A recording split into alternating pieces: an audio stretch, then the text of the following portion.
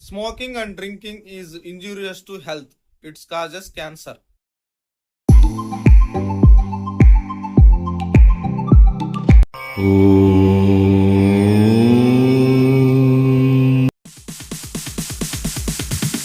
Sorry, it's DJ.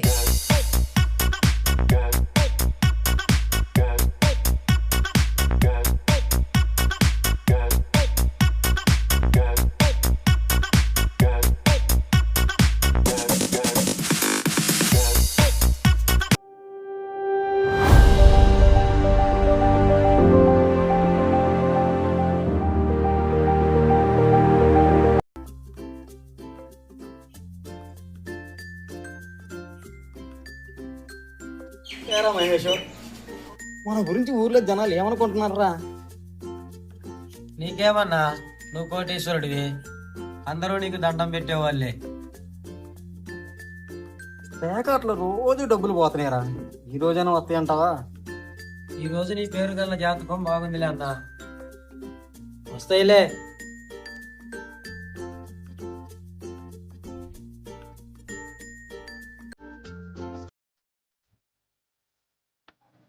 ఏరా మహేష్, అన్నా ఖాళీగా ఉండకపోతే పనికి వెళ్ళొచ్చు కదరా?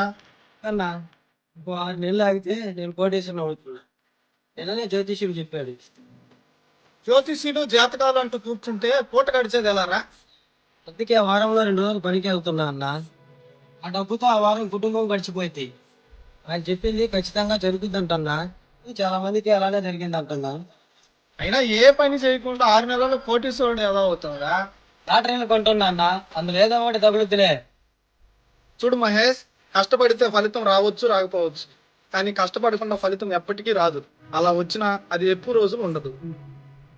6 నెలలు ఆగన్నా, నా రేంజ్ ఏందో చూద్దాం. అరే నీ ఇష్టం.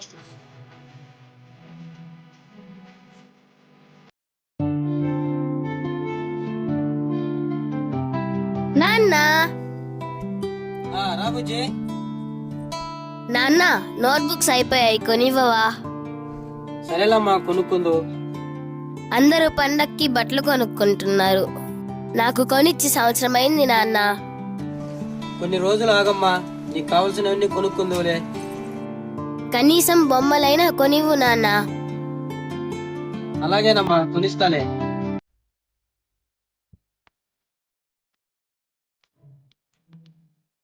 ఏం రమేష్, నడుచుకుంటూ వస్తున్నావు? మీరేంటి బైక్ కారో కొనుక్కోవచ్చుగా? ఎందుకు రవి డబ్బులు దుబారా చేయడం? చేసే పచ్చేస్తూ పోయి రావచ్చుగా.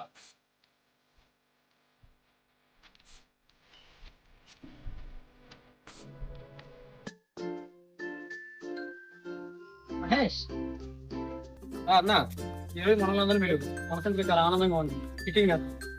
అలాగే అన్న.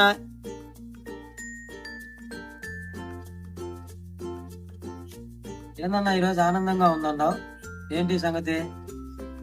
ఏం లేదు మహేష్, ఈరోజు పేకాట్లో డబ్బులు బాగా వచ్చినాయి. రేపు కోడి పందెం ఉందంటన్నా, లక్షల్లో పందెం జరుగుద్దంట. అబ్బా, ఒక డబ్బులు లేవే. సర్లే, గేదెలు అమ్మేద్దాం, అవి పాలిచ్చేది లేదు, ఏమీ లేదు. నువ్వు ఈ టల్లో మంచి ఓపన్నా, ఈ తర్వాతనే ఎవరైనా సరే. ఎలాగైనా డబ్బులు పట్టుకురా అన్న, పందెంలో గెలుచుకుందాం. కానీ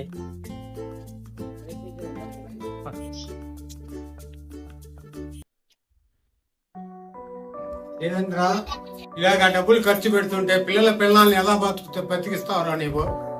నాకేంది నాన్న, నేను నా పిల్లలు కూర్చుని తిన్నా తాగనంత డబ్బు వస్తుంది నా కాడ. ఇలాగే చూడాలంటూ నువ్వు మొత్తం డబ్బు పోగొట్టుకొని ఇలాగే చేస్తా ఉంటే రోడ్డు మీదకి రావాల్సింది వస్తుందిరా. అప్పుడు చూసుకోవచ్చులే నాన్న.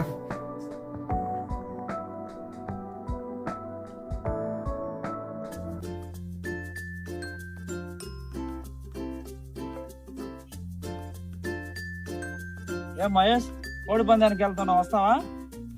దేవేంద్ర అన్న నేను వస్తాం, మీరు పదండి. సరే.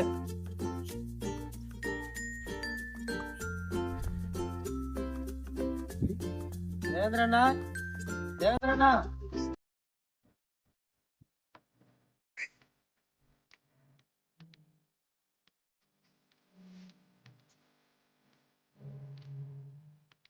ఏంట్రా అల్లుళ్ళు, ఇప్పుడు ఏం చేస్తున్నారు? డిఎస్సి ప్రిపేర్ అవుతున్నా మామ. ఇప్పటికీ 2 సార్లు ట్రై చేసాం మామ, అయినా జాబ్ రాలేదు. కోచింగ్కి వెళ్ళి చదువుకుందామంటే అంత స్తోమత లేదు మామ. ఎవరి దగ్గర అయినా అప్పు అయినా తీసుకొని కోచింగ్కి వెళ్ళి చదువుకుంటారా? మాకు ఎవరు ఇస్తారు మామ? నిజాయితీగా కష్టపడితే ఆ దేవుడు కూడా ఏదో ఒక రూపంలో సహకరిస్తాడు. అలాగే మామ.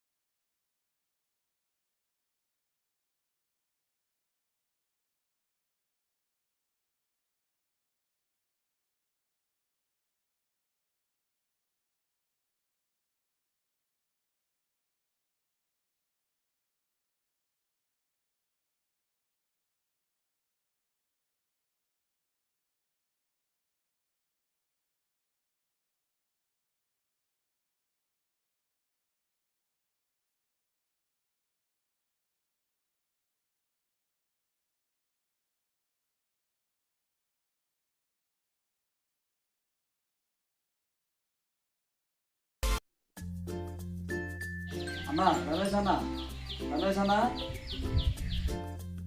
ఎవరు? ఏంటన్నా? రమేష్ అన్న, ఒక 10,000 డబ్బులు ఉంటాయి అన్న. లేవన్నా. నీ దగ్గర లేకపోవడం ఏంటన్నా? ఉన్నా ఇవ్వలేనన్నా. ఏమన్నా అప్పుగానే కదా, ఇవ్వచ్చు కదన్నా. నీకేదైనా ఇబ్బంది ఉంటే ఇవ్వచ్చు, కానీ నీ కోడి పందాలకి నీ పేకాటలకి నేను ఇవ్వలేను అన్నా. మళ్ళీ నీ దగ్గర నుంచి రాబట్టుకోలేను, ఇవ్వలేనా.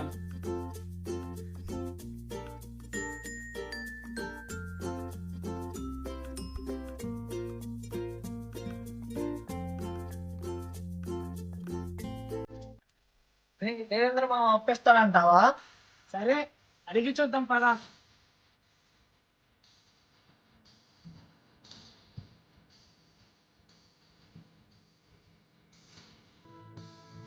మామా, ఏంట్రా ఎలా వచ్చారు? 50,000 అప్పు కావాలి మామ, డిఎస్సి కొంచెం వెళ్ళడానికి. చదువుకోవడం కదా మొహం ఎందుకు?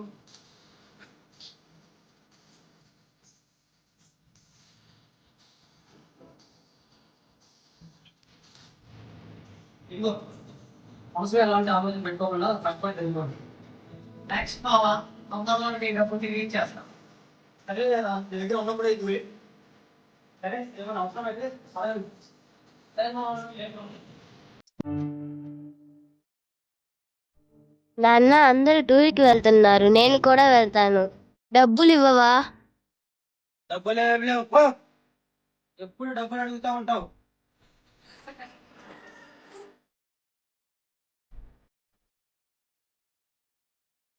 ఏంటి బుజ్జి, ఎందుకు ఏడుస్తున్నా? స్కూల్లో అందరూ టూర్కి వెళ్తున్నారు, నేను కూడా వెళ్తానని నాన్నని డబ్బులు అడిగితే అరిచాడు. నాకు కూడా వెళ్ళాలని ఉంటుంది కదా అంకుల్. అవునా, ఎంత అడిగావు? 200 అంకుల్.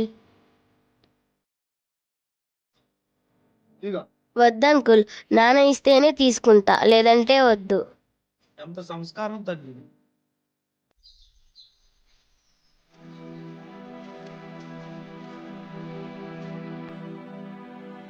నానా, పొలం అమ్ముదాం అనుకుంటున్నా. పొలం అమ్ముతావా? నా గొంతులో ఊపిరిన్న వరకు పొలం అమ్మనేను. కాదు, అప్పులయ్యాయి, వాళ్ళకి ఇవ్వాలి. నన్ను చంపి పొలం అమ్ముకో. ఇలా జరుగుద్దని నేను ముందే చెప్పాను. సెంటు భూమి అమ్మటానికి లేదు.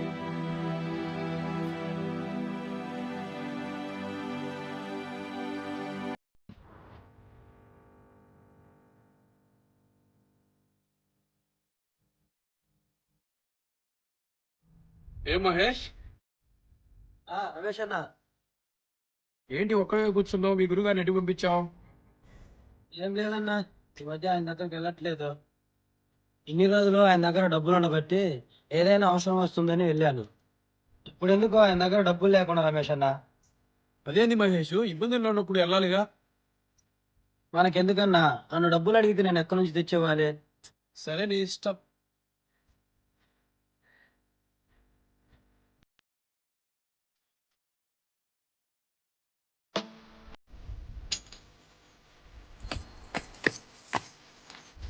అరే పాప పడిపోయింది.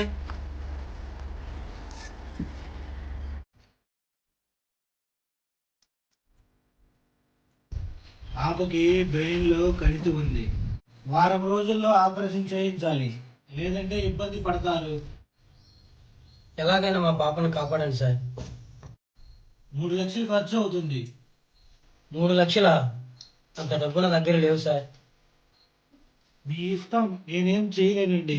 త్వరగా రెడీ చేసుకోండి. నాన్న నాకేమైంది? నీకేం కాలేదమ్మా, నీకేం కాలేదు.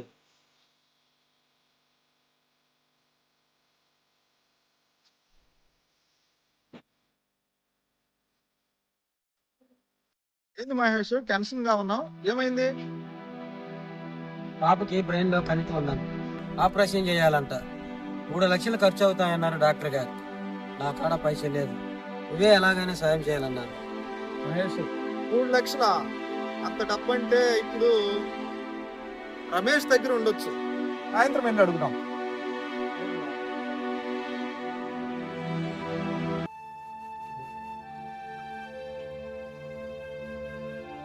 రమేష్, రమేష్,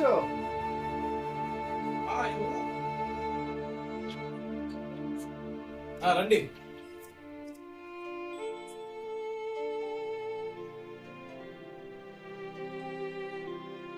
రమేష్ అన్న, పాపకు ఆపరేషన్ చేయాలంట. 3 లక్షలు కావాలన్నారు డాక్టర్ గారు. సాయం చేయన్నా. అంత డబ్బు నా దగ్గర లేవు మహేష్, నేను ఇవ్వలేను, ఏమనుకో. అదేంది రమేష్, నువ్వు బాగా సంపాదించావుగా, సహాయం చేయొచ్చుగా. అందరికీ సహాయాలు దాన ధర్మాలు చేసి నా కుటుంబాన్ని రోడ్డు పడేయమంటావా రవి? మన తోటి కలిసి ఉంటున్న వాళ్ళతో మనం కాబట్టి ఇంకెవరు ఆదుకుంటారు చెప్పు. నీకు గుర్తు లేదా రవి? వీళ్ళు పెళ్లిళ్ళకి శుభకార్యాలకి అందరిని పిలిచిన తర్వాతనే మనం పిలిచేవాళ్ళు. తీరా అక్కడికి వెళ్ళిన తర్వాత కనీసం మర్యాద కూడా ఇచ్చేవాళ్ళు కదా రవి. కేవలం అప్పుడు డబ్బు లేదనే కదా. నీకు స్వార్థం పెరిగిపోయింది రమేష్. అవును, అది స్వార్థమే. నన్ను నమ్మి నా తోటి వచ్చిన నా భార్యను ఎప్పుడు సంతోషంగా ఉండేలా చూసుకోవాలనే స్వార్థం నాది. నా పిల్లల భవిష్యత్తుకి ఎలాంటి ఇబ్బంది రాకుండా చూసుకోవాలనే స్వార్థం నాది. సమాజంలో నా కుటుంబానికి గౌరవ మర్యాదలు పెరగాలనుకునే స్వార్థం నాది. ఇవన్నీ కూడా డబ్బుతోనే సాధ్యమని నమ్మే స్వార్థం నాది. ఇబ్బందుల్లో ఉన్న వాళ్ళకి మనం సాయం చేస్తే వాళ్ళు ఏదో ఒక రోజు మనకు సాయం చేస్తారు కదా. వీళ్ళు ఎలాంటి వాళ్ళు అంటే, డబ్బు ఉన్న రోజులు ఆ దేవేంద్ర కాలు మొక్కి ఆయన రోడ్డు మీదకి వచ్చేసరికి కనీసం ఆయన మొహం చూడడానికి కూడా ఇష్టపడటం లేదు. వీళ్ళకా నేను సాయం చేయాల్సింది రవి. నీ సంపాదన, నీ కష్టం, నీ ఇష్టం. ఒక్క నిమిషం రవి.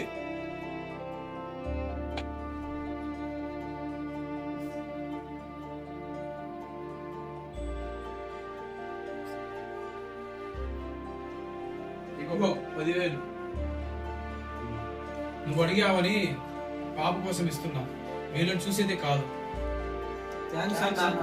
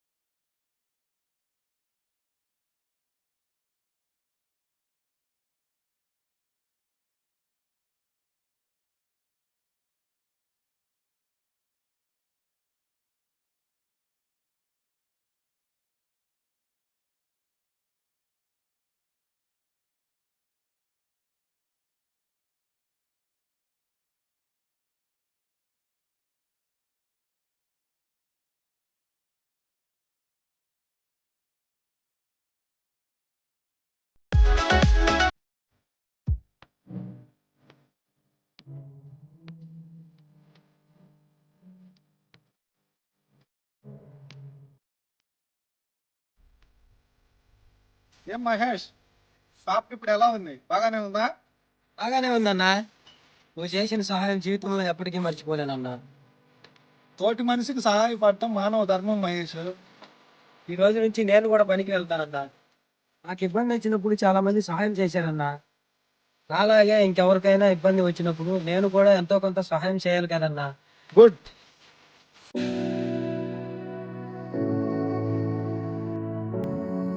అన్నా, ఏందన్నా ఒంటరిగా కూర్చున్నా? ఏమీ లేదు రవి. బాధపడకన్నా, కష్టాలు ఎప్పుడు శాశ్వతం కాదు, అవి వస్తుంటాయి పోతుంటాయి. కింద పడిన అలా పైకి లేవటం ఎంత నిజమో, కష్టపడిన వాడు పైకి ఎదగటం కూడా అంతే నిజమన్నా. ఇప్పటికైనా మునిగిపోయింది ఏమీ లేదు. జోదాలన్నీ మానుకొని కష్టపడు. మళ్ళీ పూర్వస్థితికి రావడానికి ఎంతో సమయం పట్టదు. సమాజంలో ధనం కంటే గుణం చూసిచ్చే గౌరవ మర్యాదలే నిజమైనవి. నువ్వు ఈ రోజు అవి సంపాదించావు. గొప్పోడివి రవి. వ్యక్తులు ఎప్పటికీ గొప్పోళ్ళు కారన్నా. వ్యక్తిత్వం గొప్పది, వ్యక్తిత్వం మాత్రమే గొప్పది. కరెక్ట్గా చెప్పావు రవి.